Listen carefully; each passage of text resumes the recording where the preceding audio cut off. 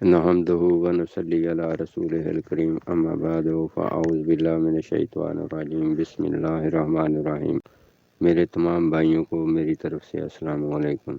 मेरे बहुत सारे दोस्त ऐसे ने जेड़े शिंगरह विचों पारा कढ़दे ने लेकिन वो फोटक हुंदा है, या कोई चांदी वगैरह तेजाबी कर लेंदे ने लेकिन वो फोटक हुंदी है, तांबा तेजाबी कर लेंदे ने लेकिन वो फोटक हुंदा है, नरम नहीं हुंदा। मैं अज तुहाडा ये मसला जिहड़ा है ਉਹਨੂੰ हल करांगा। मैं ਤੁਹਾਨੂੰ ਦੱਸਾਂਗਾ कि फोटक ਜਿਹੜੀ ਉਹਨੂੰ ਕਿਵੇਂ ਦੂਰ ਕੀਤਾ ਜਾ ਸਕਦਾ ਹੈ। फोटक इंज ਦੀ ਦੂਰ ਹੋਏਗੀ, ਬੇਸ਼ੱਕ ਉਹਦੀ ਤਾਰ ਬਣਾ ਕੇ ਜਿੱਥੇ ਮਰਜ਼ੀ ਲੈ ਜਾਓ, ਕੁੱਟਿਆਂ ਤਾਰ ਬਣੇਗੀ, ਖਿੱਚਿਆਂ ਤਾਰ ਬਣੇਗੀ, ਜਿੱਡੀ ਮਰਜ਼ੀ ਸਖਤ फोटक ਹੋਏ। ਕਰਨਾ ਕੀ ਹੈ, ਇੱਕ ਪਾ ਘੋੜੇ ਦੇ ਨਾਖਣ ਲੈ ਲੈਣੇ ਨੇ, ਇੱਕ ਪਾਓ ਤੁਖਮ ਖੁਰਮਾ ਲੈ ਲੈਣਾ। ਇਹਨਾਂ ਦੋਵਾਂ ਨੂੰ ਚੰਗੇ ਤਰੀਕੇ ਨਾਲ ਕੁੱਟ ਪੀਸ ਲੈਣਾ, ਦੋਵੇਂ ਯਕਜਾਨ ਹੋ ਜਾਣ।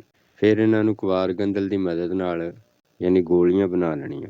ਗੋਲੀਆਂ ਬਣਾ ਕੇ ਇਹਨਾਂ ਦਾ ਪਤਾਲ ਜੰਤਰ ਤੇਲ ਜਿਹੜਾ ਉਹ ਕੱਢ ਲੈਣਾ। ਜੋ ਵੀ ਤੁਹਾਡੀ ਦਾਤ ਜਿਹੜੀ ਉਹ ਫੁੱਟਕ ਹੋਈ ਹੋਏ, ਅੱਲਾ ਪਾਕ ਦੇ ਫਜ਼ਲੋ ਕਰਮ ਨਾਲ ਇਹਦੇ ਵਿੱਚ 2 ਤੋਂ 3 ਬੁਝਾ ਯਾਨੀ ਕਿ ਫੋਟਕ ਦਾਤ ਨੂੰ ਚਰਖ ਦੇ ਕੇ ਇਹਦੇ ਵਿੱਚ ਬੁਝਾ ਦੇ ਦੇਣਾ। ਫਿਰ ਉਹਨੂੰ ਚਰਖ ਦੇਣਾ, ਫਿਰ ਇਹਦੇ ਵਿੱਚ ਬੁਝਾ ਦੇ ਦੇਣਾ, ਫਿਰ ਚਰਖ ਦੇਣਾ, ਫਿਰ ਇਹਦੇ ਵਿੱਚ ਬੁਝਾ ਦੇ ਦੇਣਾ।